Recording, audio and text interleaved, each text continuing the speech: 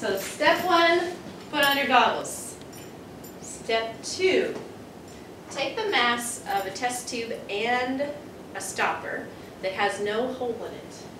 So really carefully set this on here. Don't let it roll off, and write down 46.81. Okay, now set this down somewhere safe, like in a test tube rack. Then I'm going to measure out, I already did, 50 milliliters of hydrogen peroxide, like this. So I did that already. And then I'm going to put that in an Erlenmeyer flask. That's this guy.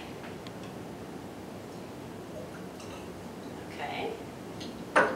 Now, I'm going to measure out 1/8 of a teaspoon of yeast. And the yeast is a catalyst. It's not going to be part of the reaction, but it's going to help get the reaction going.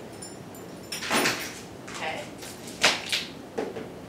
Now, the next step is to put the rest of this apparatus together. So, in this Erlenmeyer flask, I need the stopper that only has one piece of tubing, okay, in there. And then the other end of it connects, this should have a knot in it. Yours will already. The other end of it connects to a stopper with water in it. And I fill it all the way full with water.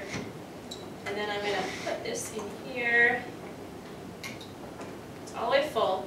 And then hold your finger over the tube and submerge it upside down inside the container of water. Okay. So that's this step. So I got the yeast ready to go, but I didn't add it yet. So now I assembled all this apparatus.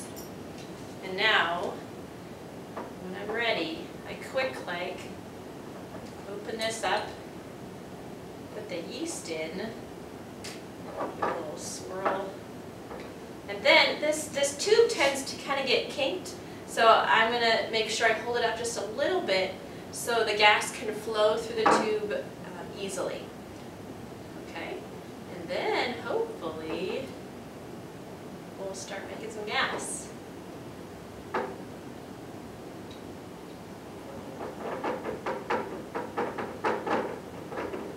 It's getting warm. I don't know if you can see the bubbles growing in there.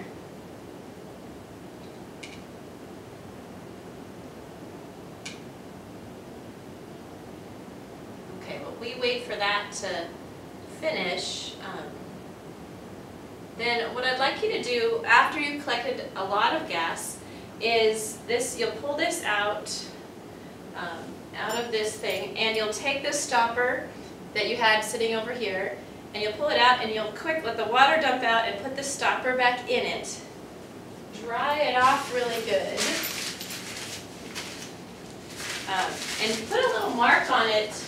Put a little mark on it to show how far the gas filled up if it didn't fill it up all the way. Okay, dry it off really good, and now weigh it with your gas, like this. And then write down that new amount, mine's the same, on here.